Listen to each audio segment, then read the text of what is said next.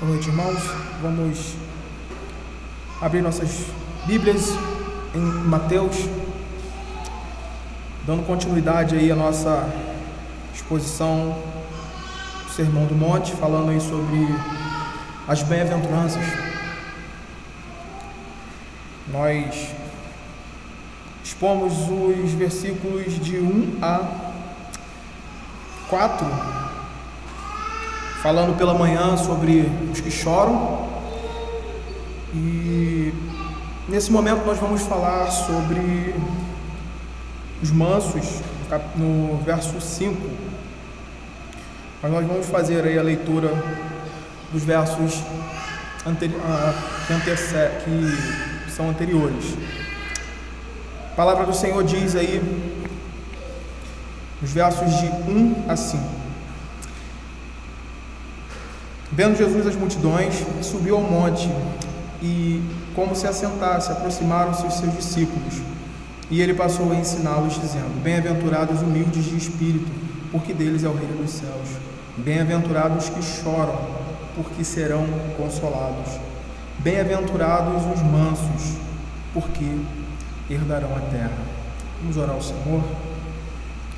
Pai Santo, nós, mais uma vez, ó Deus, nos achegamos a Ti, diante da Sua palavra, e nós contamos mais uma vez, ó Deus, com a ajuda do Senhor, a ajuda do Teu Santo Espírito, a nos guiar, ó Deus, na compreensão do texto.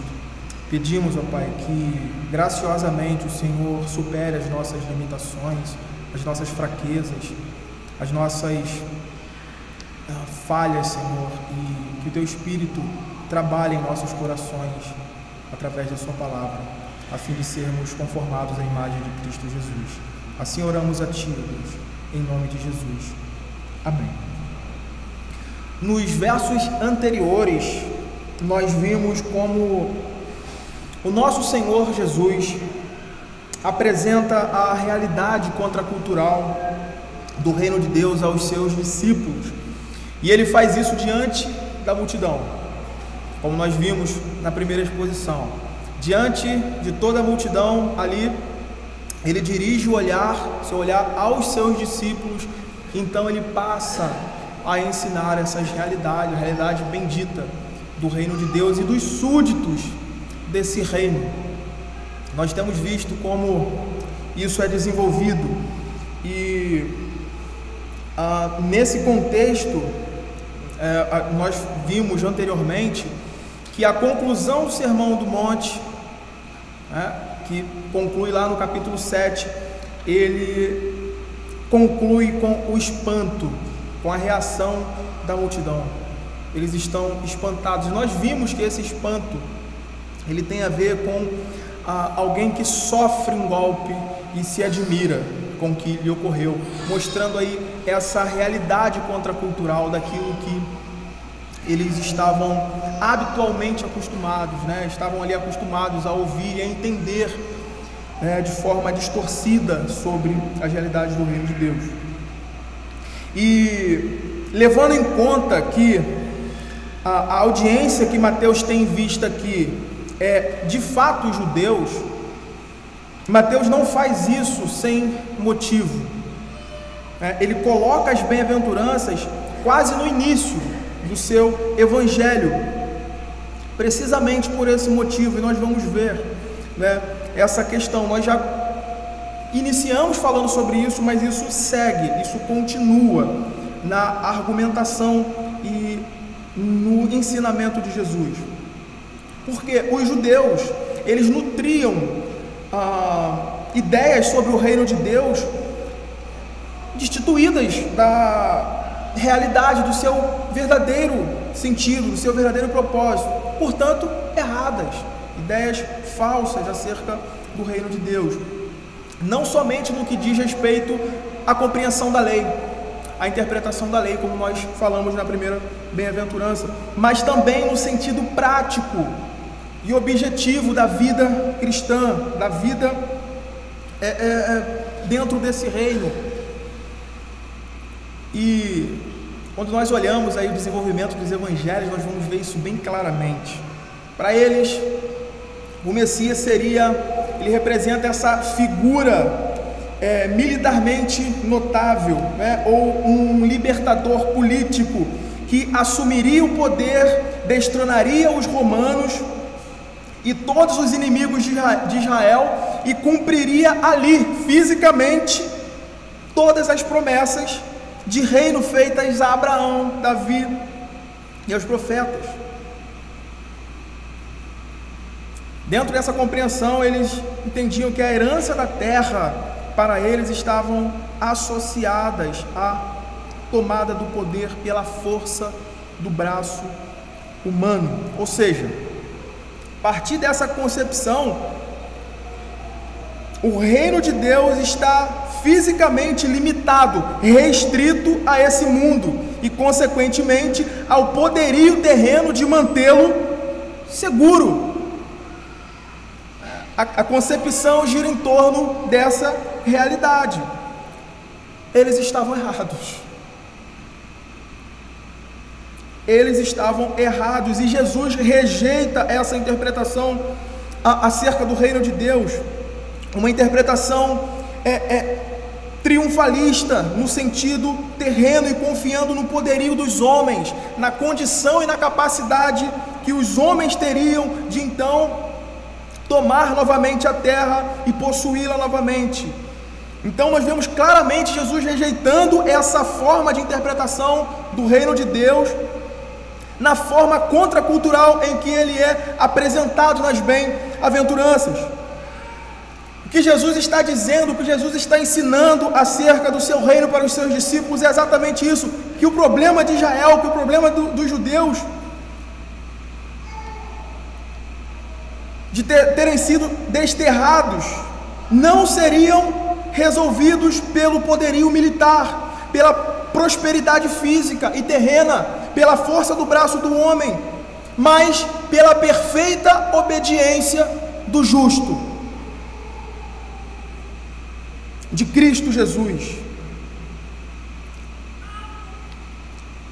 Só que a compreensão ali girava em torno dessa realidade que nós estamos falando. E esse é um ensino que nós encontramos não somente aqui, não é uma novidade aqui, especificamente, no Novo Testamento, nas bem-aventuranças, mas também em todo o restante, né? Toda a Escritura vem apontando para isso. Deus levando o seu povo a entender, a compreender que o seu livramento e o problema desse desterramento, dessa tirada da terra deles, não seria resolvido pela força do braço do homem. Abra Juízes 7. Juízes, capítulo 7. Nós vamos ver o texto apontando exatamente para isso. Juízes 7, versos de 2 a 4. Disse o Senhor a Gideão: é demais o povo que está contigo para eu entregar os midianitas nas suas mãos. Israel poderia se gloriar contra mim, dizendo: a minha própria mão me livrou. Apregou, pois, aos ouvidos do povo, dizendo: quem for tímido e medroso, volte e retire-se da região montanhosa de Gileade. Então voltaram do povo 22.000, e 10.000 ficaram. Disse mais o Senhor a Gideão: ainda há povo demais, faze-os descer as águas, e ali tu os provarei. Aquele de quem eu te disser, este irá contigo, esses contigo irá. Porém todo aquele de quem eu te disser, este não irá contigo, esse não irá. O ponto aqui que nós precisamos perceber é que Deus sabe que a tendência do coração humano, a tendência do nosso coração, mesmo entre o seu povo, é essa orgulhosa presunção humana, de ao final de uma resolução olhar para si ou achar, presumir que ele pode ter uma resolução melhor do que a do próprio Deus. E não somente os escribas e fariseus, os representantes da lei, mas também os demais judeus nutriam esse mal no seu coração, E no Novo Testamento, o apóstolo Paulo vai descrever esse erro de interpretação, esse erro de entendimento, com algo que ele diz como zelo sem entendimento. Zelo sem entendimento. Abra Romanos 10.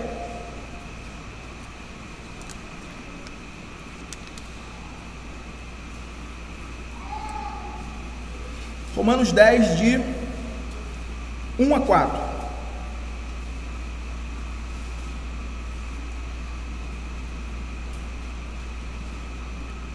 Olha o que o texto diz: irmãos, a boa vontade do meu coração e a minha súplica a Deus a favor deles aqui, a casa de Israel, tá? Especificamente os judeus, são para que sejam salvos. Por quê?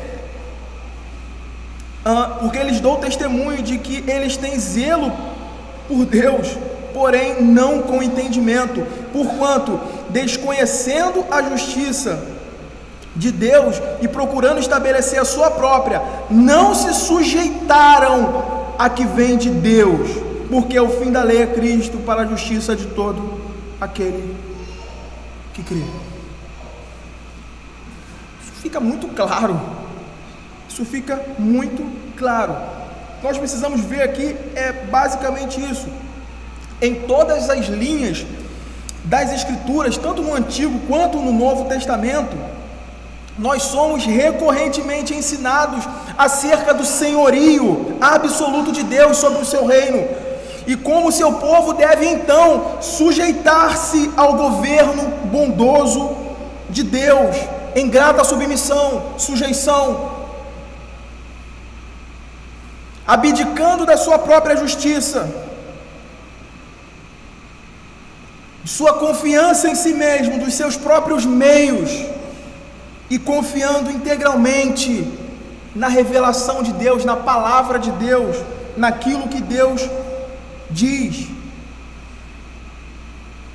Quando nós olhamos para o contexto das bem-aventuranças, especificamente da terceira bem-aventurança aqui, nós vamos ver que ela está tratando exatamente disso, da disposição submissa dos humildes que choram. Terceira bem-aventurança então vai tratar exatamente disso, dessa disposição submissa dos humildes que choram. E o verso 5 nós vamos passar aí a tratar dessa questão. Bem-aventurados os mansos, porque herdarão a terra. Bem-aventurados os mansos, porque herdarão a terra. Alguns comentaristas acertadamente vão dizer aí que mansidão e humildade são duas faces da mesma moeda, né? No contexto das bem-aventuranças, ser manso ou humilde se trata da mesma realidade, pois nem mansidão nem humildade são qualidades inerentes. Lloyd Jones ele desenvolve isso no seu comentário, né, nas suas exposições sobre o Sermão do Monte, que nem a mansidão e nem humildade são qualidades inerentes ao ser humano. O ser humano naturalmente descendente, né, de Adão, naturalmente ele não nasce com essa disposição humilde em seu coração, e ele desenvolve isso, como nós falamos na primeira bem-aventurança, por meio de um trabalho que ele faz, que ele emprega. Nós vimos que as bem-aventuranças não são características descritivas e que podem ser aperfeiçoadas com o tempo, com o trabalho, mas é algo graciosamente dado aos filhos de Deus, aos eleitos, aqueles que são regenerados, que estão debaixo do pacto de Deus. Então é importante nós visualizarmos isso, de que nem mansidão, nem humildade são qualidades inerentes ao ser humano, antes são produzidas pelo Espírito do Senhor. Espírito do Senhor. Humildade e mansidão só cabem a uma vida de quem é transformado por Deus e então passa, né, torna-se a habitação do Espírito.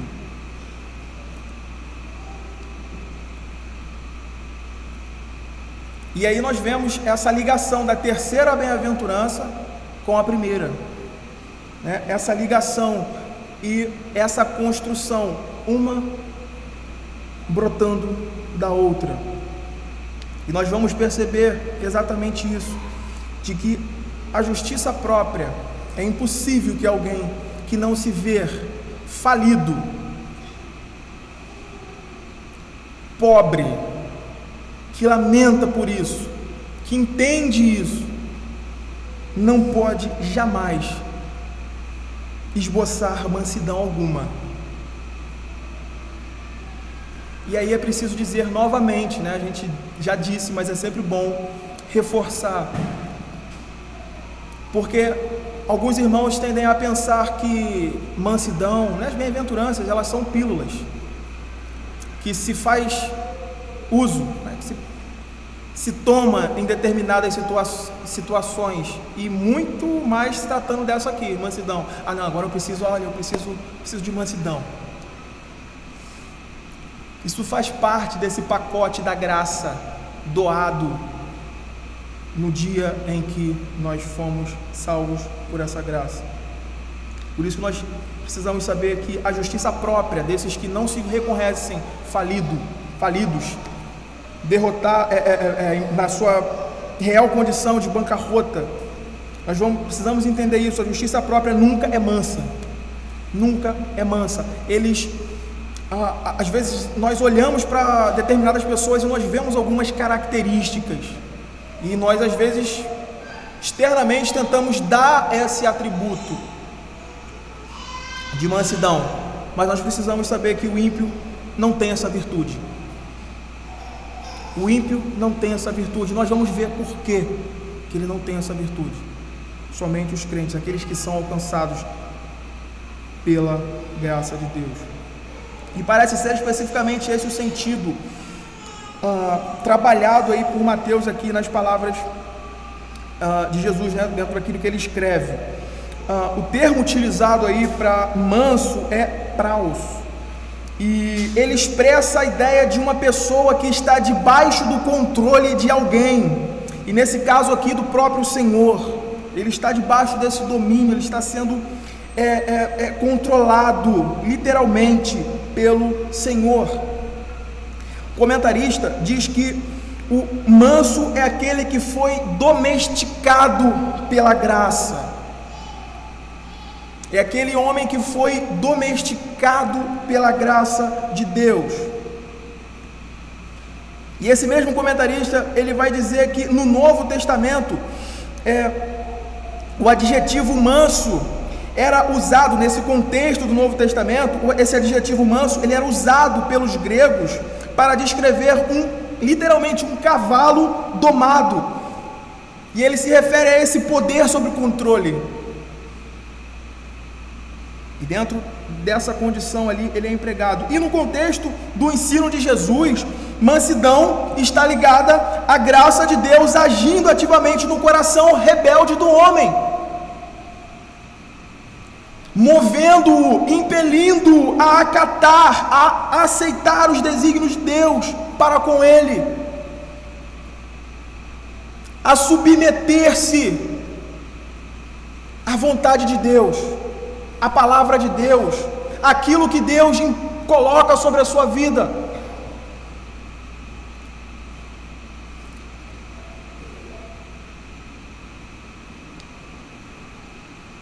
E é interessante vermos aí, notarmos isso, como isso acontece de tal forma que a bondade e a soberania divina, elas trabalham nesse sentido.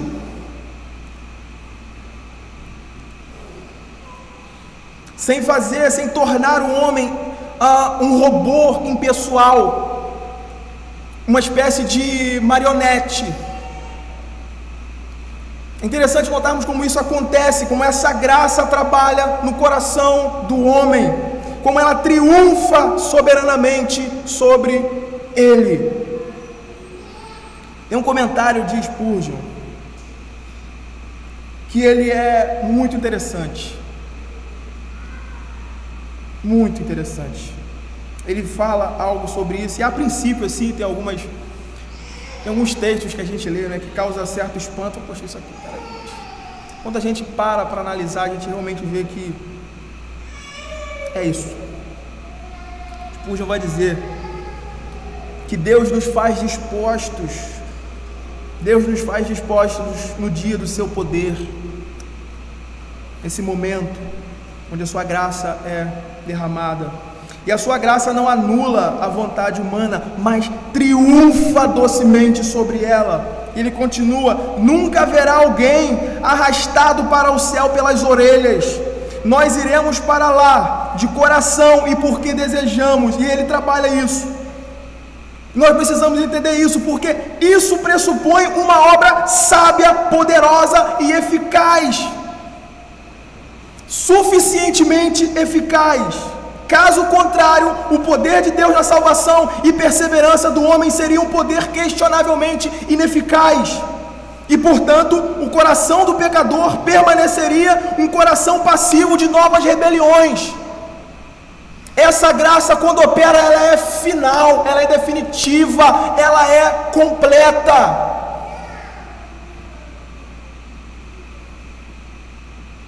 É uma graça que não precisa de ajustes. No decorrer do tempo, ela operou e pronto. Então, essa obra de Deus no coração do pecador, convencendo, mudando completamente o curso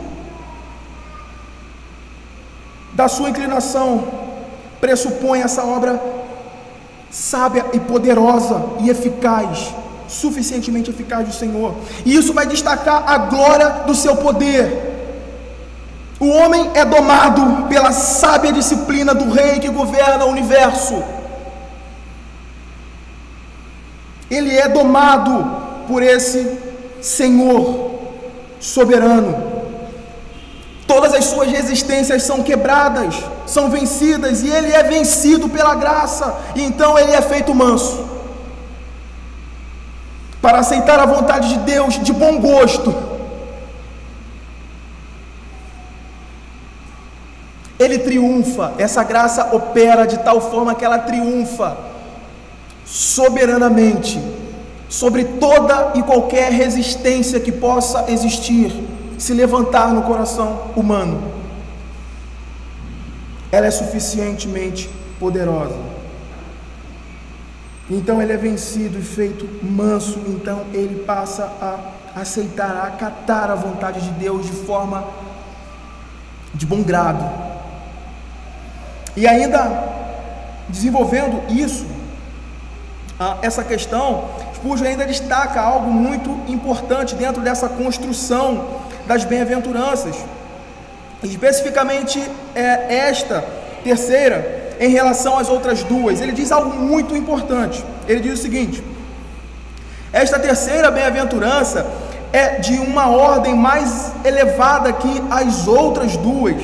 Há algo positivo nela em relação à virtude. As duas primeiras são bastante expressivas de uma deficiência. Ela mostra, ela expõe exatamente tudo aquilo que falta, e ele vai dizer isso mais à frente, né? Mas aqui algo é fornecido à pessoa.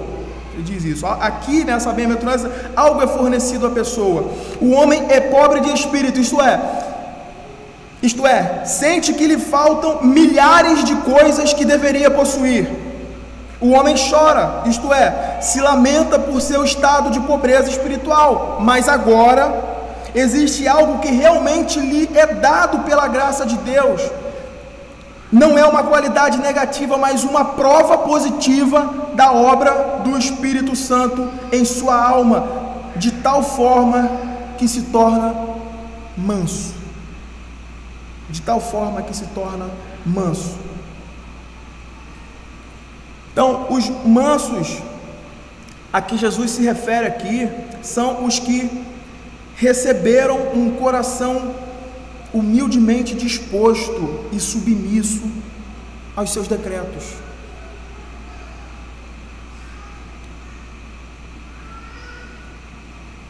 manso, submisso aos decretos de Deus, à vontade de Deus, aquilo que Ele decretou e que no tempo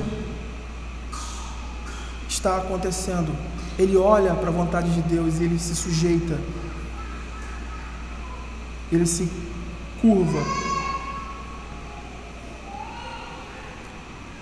Essa é a descrição, porque eles possuem um espírito feliz e satisfeito na providência de Deus. E é interessante nós vermos isso. Os bem-aventurados aqui, os mansos, eles não disputam com Deus presunçosamente, como se eles soubessem o que é melhor para a sua vida, ao invés de se submeterem à sabedoria eterna de Deus. Os mansos nesse sentido aqui são esses que se submetem, eles não vivem disputando com Deus.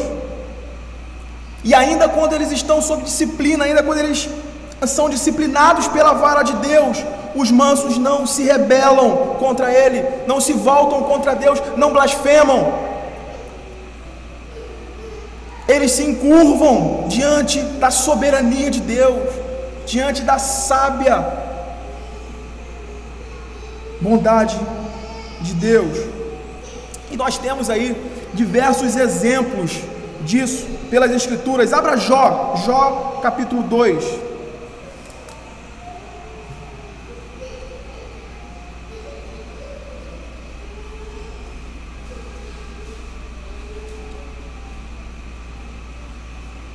Jó 2:10.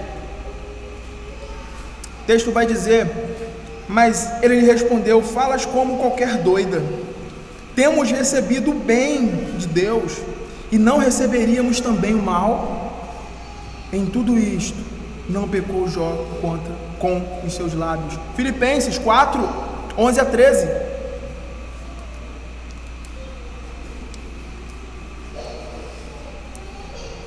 Filipenses 4:11-13, Paulo vai dizer: digo isto não por causa da pobreza, porque aprendi a viver contente em toda e qualquer situação, tanto ser estar humilhado como também ser honrado. De tudo e em todas as circunstâncias já tenho experiência, tanto de fartura como de fome, assim de abundância como de escassez. Tudo posso naquele que me fortalece. Tudo posso naquele que me fortalece. O manso é esse homem que foi domado, que está sendo trabalhado pela graça a acatar, a sujeitar-se à vontade de Deus para a sua vida. E é interessante que quando a gente lê os textos bíblicos, quando nós olhamos, lançamos os olhos sobre os textos bíblicos do Antigo Testamento, do Novo Testamento, algumas pessoas tendem a dizer: não, isso aí é uma condição reservada aos autores bíblicos, a personagens separados para isso. É interessante quando nós olhamos para a história da igreja e nós vemos o povo de Deus que professam essa fé e vivem sinceramente essa fé em Cristo Jesus, esses que foram lavados pelo sangue de Cristo, foram regenerados, como eles desenvolveram suas vidas, e eles viveram isso aqui, eles experimentaram isso aqui, eles mostraram isso em suas vidas, eles mostraram isso em suas vidas. Diversos exemplos. Algo interessante que eu estava vendo ontem, isso me chamou muita atenção, foi algo sobre um assassino, não sei se acho que foi um assassino em série nos Estados Unidos, não vou me recordar do nome dele, o caso é conhecido como Green River, não lembro, assassino de Green River. É interessante quando ele está ali diante do tribunal, né? Ele é levado a júri no caso, e a gente vê os parentes das vítimas que ele matou mais. O caso foi encerrado, se eu não me engano, tá? É algo que eu vi, mas eu não me recordo dos números. Se não me engano, foi trabalhado ali em torno de 45, não lembro. Mas se fosse ver todos os crimes que estavam ligados a ele, daria alguma coisa em torno de 90 mortes, assassinatos. E ele era uma pessoa, um psicopata, uma pessoa expressa nenhum sentimento, falando sobre isso, ele como se nada tivesse acontecendo. E é interessante que quando ele estava ali diante dos parentes das vítimas que ele matou, né, friamente, todos na verdade, na sala, espraguejou ele, todos. Eu te odeio, você deveria ser picado, você tem que ir para o inferno, e isso, e coisas. E a expressão dele é a mesma que ele estava, sem esboçar nenhum arrependimento, nada. E de repente entrou um senhor, barba branca, creio que foi a filha dele que foi assassinada por esse homem. Ele olha para aquele homem, ele diz o nome dele, Senhor, e pronuncia o nome dele. Ele fala algo muito interessante, ele diz: todos aqui nessa sala te odeiam, menos eu. Você tornou a minha vida muito difícil, mas eu tive que aprender na prática a cumprir aquilo que o meu Senhor me ordena, que é perdoar, assim como Ele me perdoou. Você está perdoado. Você está perdoado. Aquele homem chora, desaba ali. Ele desaba naquele momento. Diferente de todas as reações que ele manteve, todos os outros discursos. Mas o interessante não é isso, não é a reação do criminoso, mas é a fala desse homem. Nós podemos ver o que há graça no coração do pecador. O que é a graça ativa no coração do pecador? Ela vai conformando a imagem de Cristo na sua vida. Por mais difícil, terrível e cruel tenha sido a circunstância, ele agirá guiado pelo Espírito de Deus a cumprir a vontade de Deus. A palavra de Deus nos ensina ou nos ordena o perdão. Ela não abre exceções. Não, isso aqui você pode, isso aqui você não pode. Não, isso aqui você pode perdoar, isso aqui você não pode. Não, o assassino matou seu filho, não, isso aqui não.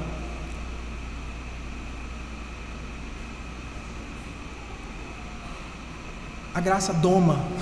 Isso é a representação de ser manso, é estar sujeito, submisso à vontade de Deus, ainda que isso nos custe. Ainda que isso nos custe, doa em nós. A graça que nós recebemos é suficiente para livrar-nos de um modo de vida presunçosa, de nos levar a supor que poderíamos obter algo melhor por conta própria. Talvez alguém poderia supor que a melhor coisa a ser feita seria os parentes da vítima terem matado o sujeito, né? A graça de Deus, ela nos livra de supor, dessa presunção nossa, supor que as nossas decisões serão melhores do que a de Deus. Ele se sujeita àquilo, porque ele entende que os decretos de Deus, que a vontade de Deus, e que aquilo é o melhor. Deus está trabalhando nisso para a sua própria santificação, para a sua própria conformação à imagem de Cristo. Voltando aqui para o texto, a gente precisa perceber que as virtudes oriundas da graça de Deus em nós vão trabalhando, vão mortificar os efeitos da nossa rebelião herdada em Adão. Ela vai trabalhando nisso, ela vai romper com a disposição contrária a Deus e nos conceder submissão, mansidão, domínio próprio. E mais uma vez eu digo, essa disposição deverá ser encontrada em alguma medida em todo verdadeiro crente. Todo verdadeiro crente, ela deverá ser encontrada.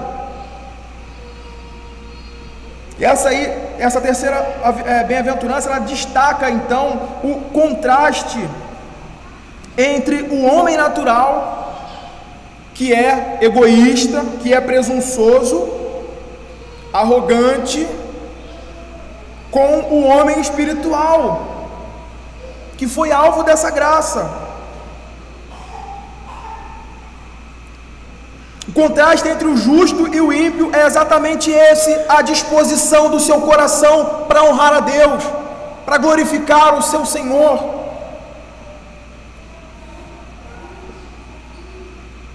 E um texto que ele vai representar basicamente todo esse contraste de onde caímos é o texto de Gênesis. Abra Gênesis 1. Gênesis 1. Alguns textos aí que nós vamos rapidamente ler, passar o olho.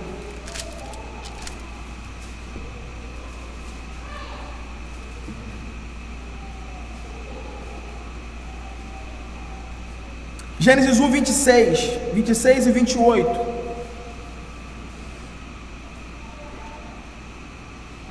Veja que interessante a condição em que o homem foi feito e a disposição que ele deveria seguir. 26. Também disse Deus: façamos o homem à nossa imagem, conforme a nossa semelhança. Tenha ele domínio sobre todos os peixes do mar, sobre as aves do céu, sobre os animais domésticos, sobre toda a terra e sobre todos os répteis que rastejam pela terra. Verso 28. E Deus o abençoou e lhe disse: sede fecundo, multiplicai e enchei a terra, e sujeitai-a, dominai. E mais uma vez ele diz: dominai, sujeitai. Ele fala: vai. O homem seria essa criatura que iria sujeitar toda a terra ao seu domínio, então apresentar diante de Deus, a fim de levá-lo, glorificá-lo nesse trato, nesse cuidado, nessa sujeição a Deus, em obediência, em submissão. Mas vamos continuar aí, capítulo 2, verso 15, de 15 a 17. Tomou, pois, o Senhor Deus ao homem e o colocou no jardim do Éden para cultivar e o guardar. E o Senhor Deus lhes deu esta ordem: de toda árvore do jardim comerás livremente, mas da árvore do conhecimento do bem e do mal não comerás, porque no dia em que dela comeres, certamente morrerás. Capítulo 3, verso 5.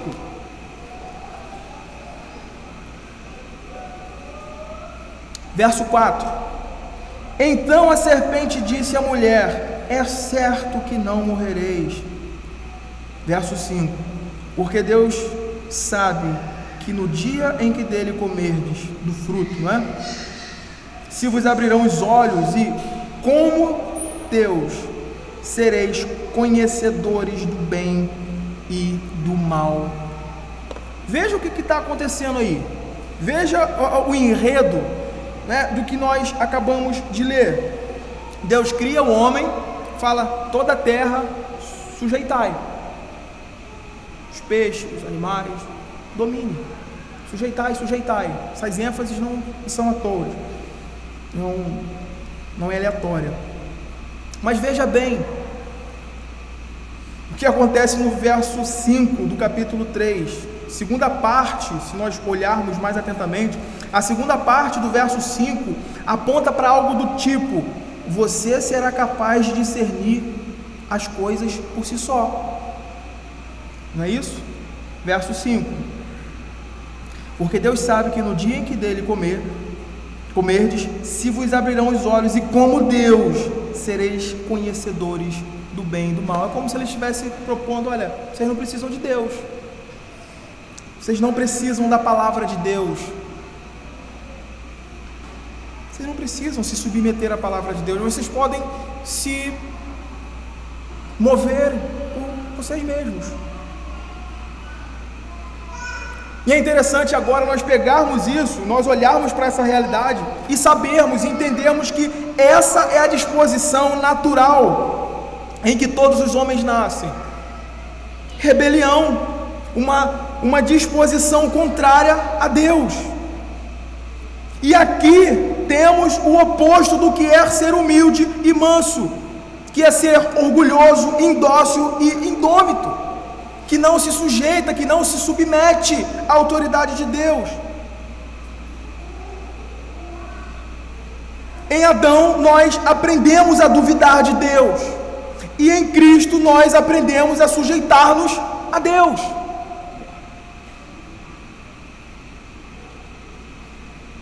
E trazendo isso para a realidade aí da igreja, que a realidade que nós estamos falando, Charles Dodge ele vai dizer algo muito significativo acerca dessa realidade. Veja, ele vai dizer que quanto a isso, não significa que o crente nunca agirá contrário à vontade de Deus, mas significa que, recebendo uma nova disposição que antes não tinha, de investir toda a sua vida na inteira compreensão das nossas obrigações e responsabilidades diante de Deus, num total esforço em cumpri-los e numa total atitude de arrependimento quando falharmos.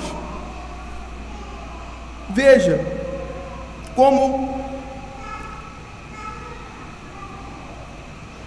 essa realidade é posta, é colocada diante de nós. Os mansos são pecadores domesticados pela graça e conformados, trabalhados nessa conformação à imagem de Jesus, que é o nosso modelo, que é o nosso padrão de mansidão. Em Adão nós aprendemos a duvidar de Deus, e em Cristo nós aprendemos como nos sujeitar a Deus em mansidão, submissão. Abra Mateus 11.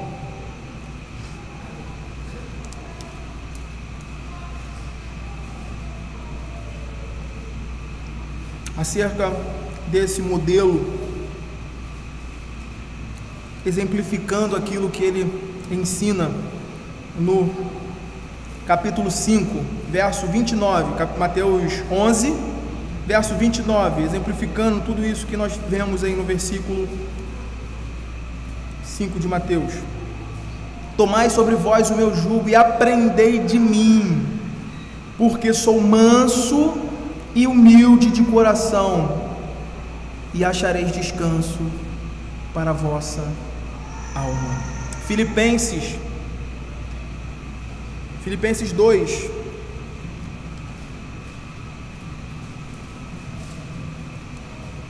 de 5 a 6.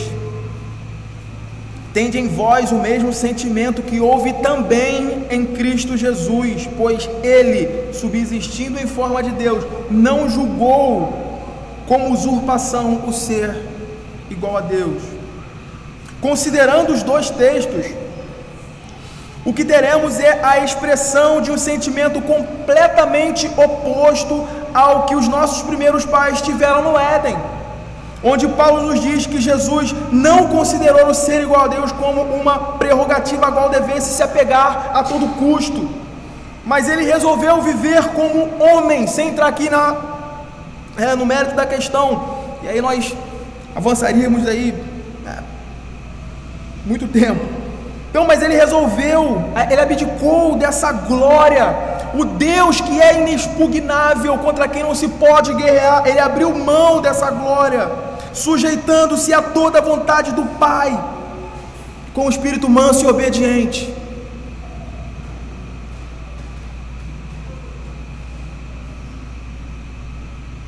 com um espírito manso e obediente, sujeitando-se a Deus, a toda a vontade de Deus. E ele sofre no corpo, na carne, todo o rigor da ira de Deus. Todo o rigor da ira de Deus. Bem-aventurados mansos significa felizes são aqueles que receberam o mesmo sentimento de Cristo. É isso que nós estamos vendo aqui. Bem-aventurados os mansos significa isso.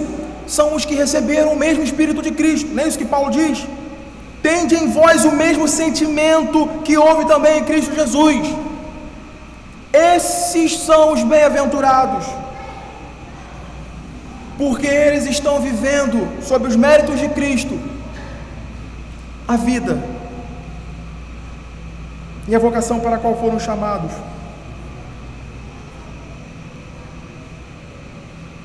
Esses são os bem-aventurados, porque pelo poder do Espírito de Cristo, eles se esvaziam de si, para que Cristo viva neles. Para que Cristo viva neles. É o que temos em Gálatas 2:20. Logo, já não sou eu quem vive, mas Cristo vive em mim. E esse viver que agora tenho na carne, vivo pela fé no Filho de Deus, que me amou e a si mesmo se entregou por mim. E caminhando aí para o fim, nós podemos saber que certamente os mansos herdarão a terra, não porque eles fizeram algo, não porque os seus braços foram fortes, não porque eles tiveram uma boa estratégia, não porque eles cumpriram a lei de Deus,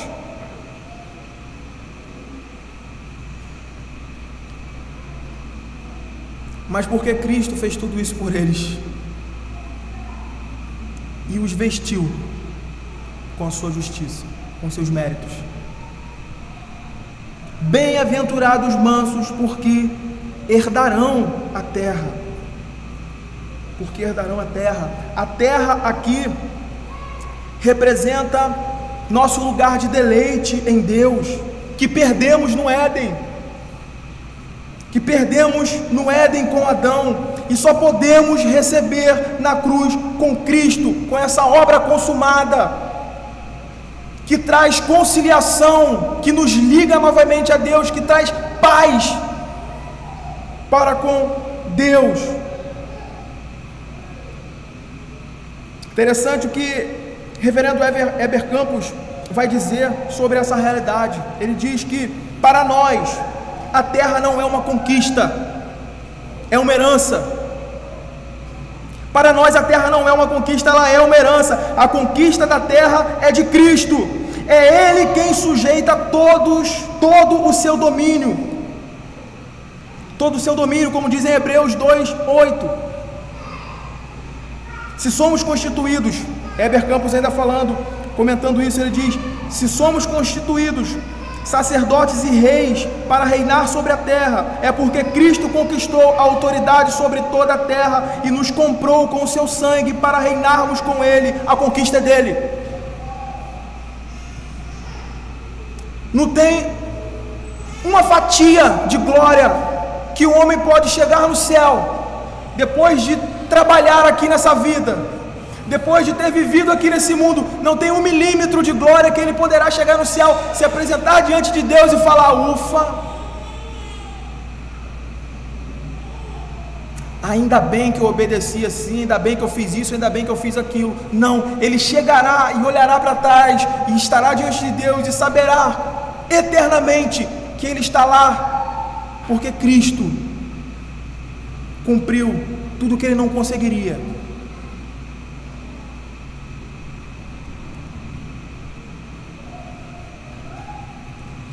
O céu é o lugar desses pecadores convencidos. Eles vão saber: eu não mereço estar aqui, eu estou aqui por graça, porque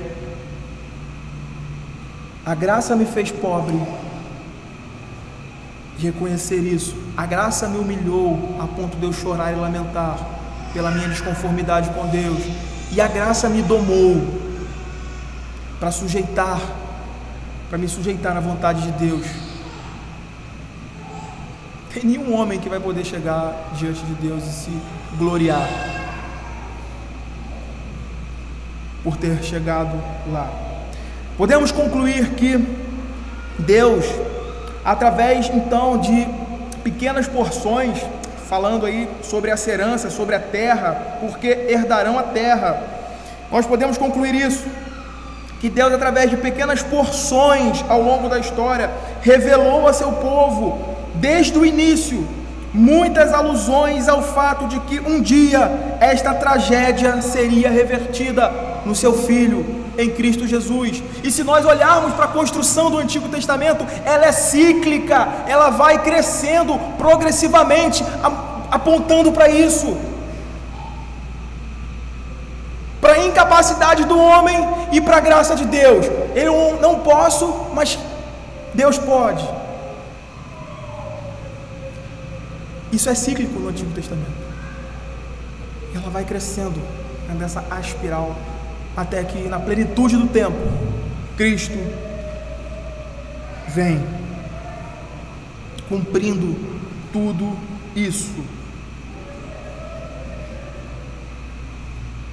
Assim, Deus inclui novamente a terra como promessa de um lugar de descanso e paz entre ele e o seu povo. É por isso que está ligado os mansos com a terra. No Éden isso foi perdido por essa insubmissão rebelde do homem. Em Cristo isso é dado gratuitamente ao homem.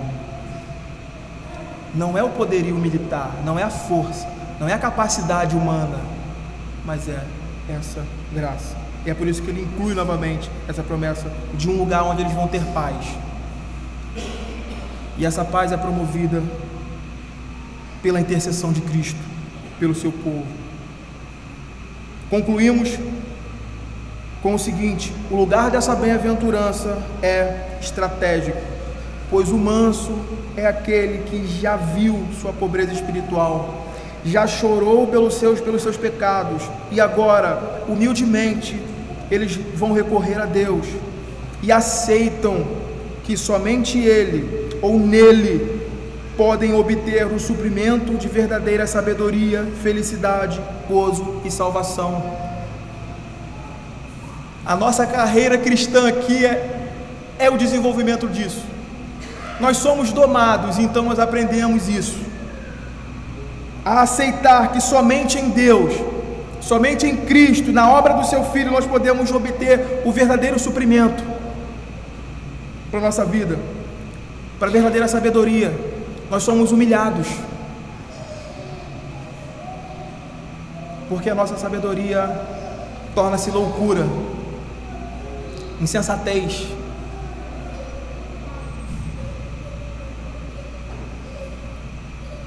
Nós vamos perceber que a verdadeira felicidade está nesse suprimento que Deus proveu ao seu povo.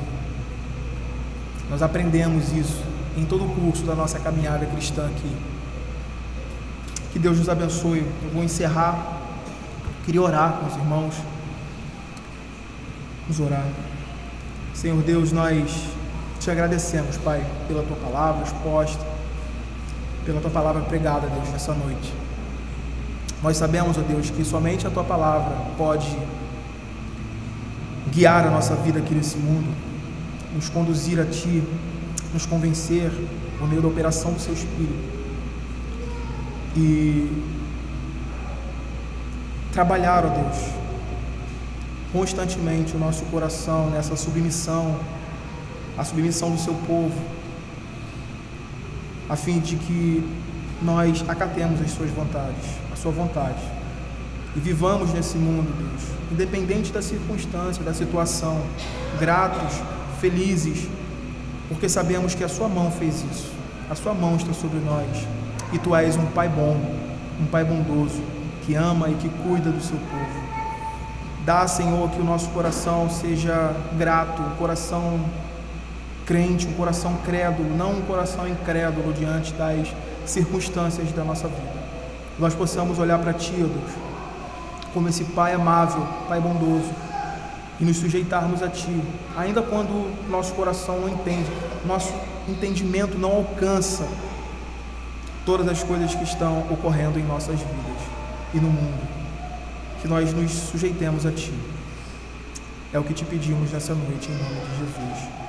Amém.